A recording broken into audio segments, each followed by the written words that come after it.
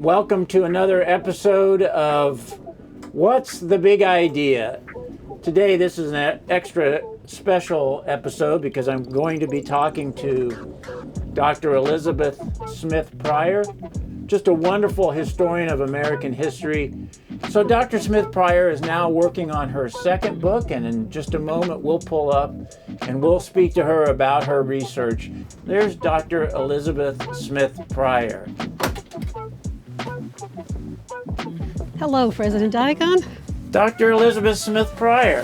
How are you today? What a pleasure. It's a pleasure for me too. And I have a little gift for you. Oh, aren't you kind? Yes, some swag from the Department of History, since you are also a historian. So I love that. We pass it along to you with our fabulous squirrel on it. Oh, thank you. Welcome to another episode of What's the Big Idea? You know, this is our video series on research done at Kent State by our great Kent State professors and researchers. Now, could you just talk to us a minute about the National Urban League, what that is? And then I noticed you mentioned in this project something about the American ideal of equality. Could you just talk about that? Sure. Thank you for asking. I appreciate it. Yeah, my project, I'm looking at the National Urban League. And they're an African-American organization that's been around since about the 1910. They started with the first great migration of African-Americans out of the South into northern cities. Originally, really as a social service agency to help people who would move from rural areas kind of really learn how to live in urban areas, how to get industrial jobs and those kinds of things. And so your book is about the national organization, but also looking at Cleveland?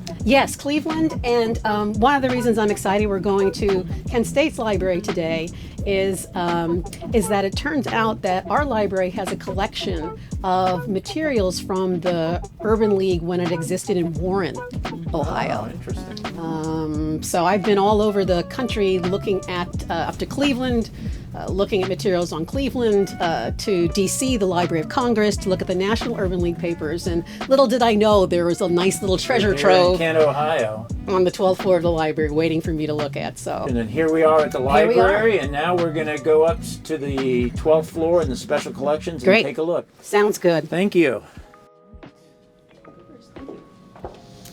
Okay, so Dr. Smith-Pryor, we're here on the 12th floor of the library, Kent State University Special Collections. Now, I know you've been doing some research in the files of the Warren Office of the Urban League. That's right. And we're going to look at something that you know exists already, and then we're going to turn our attention to some files that may also have something of interest.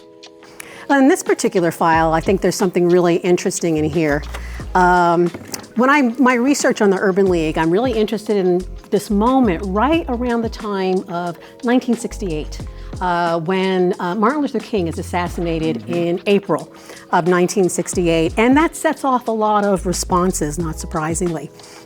And so one of the things when I came in just to look through a few folders, I realized as I was looking in the Warren Urban League's March through April 1968. Yeah. So for a historian, that's always exciting. Sure. So what I found was a copy of this. And so what we have here, it's a telegram. And what happened is the National Urban League, in response to King's assassination, reached out to their affiliates throughout the entire country, including in Warren, Ohio. And they sent this call. This is an urgent call for everyone to come at the end of the month. We need to meet in New York City at headquarters to talk about where the civil rights movement is going. Again, now that King's been assassinated, and how we need to kind of change our work in order for there really to be true equality here in the United States. Yeah. And then in this box over here, there's something you haven't looked at yet. That's right. Talk to us about that. Sure. So what I'm interested in is again, when they all get together and meet, I'm just going to put this very carefully over here. You always have to be very careful with documents. Yeah, for sure. When they met in New York in the spring of 1968, it didn't seem like equal opportunity was working. And so they created this new program, which they called the New Thrust. And in this New Thrust, they called for a different definition of equality. So what's in this folder, and I believe it should be, we've got lots of files. I mean, there are 37 folders in here. I'm looking for folder 12. So we can see in here, it looks like this is the National Urban League They actually created this document. Have you seen this before? This I've seen before. Yeah. This I've seen in the National Urban League's records or in the Library of Congress. The executive director of the Urban League was a man named Whitney Young, and his papers are at Columbia University. So this looks like, again, it's about how do we go evaluate what we're currently doing in terms of our programs, and then what do we need to do to meet our new mission. You know, we need to have, they talk about building the strength and power of the ghetto. And here's their budget. Here's the budget. Here's the budget. The salary of the, and I assume prof is the professional, or maybe even the, Probably it's a professional staff. was $3,500 a year. Yeah. And I'd have to do the calculation for 1970 money. The but administrative and clerical was Yep. $2,000 a year. Yeah. For salaries. Doesn't sound like that much. No health and retirement benefits. Nope.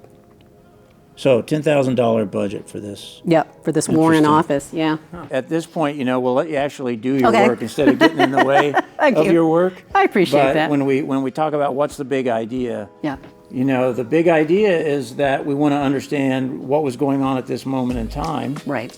particularly at a moment when there was a lot of strife in the nation, and a rethinking of what are we going to do to help solve these inequalities and difficulties. That's right. And so I want to thank you for the research you do, but I also want to thank you for how that research informs your teaching and then helps our students. So thank you, and thanks for appearing on What's the Big Idea? Thank you for inviting me. It's been my pleasure. Thanks. Mine too. Thank you.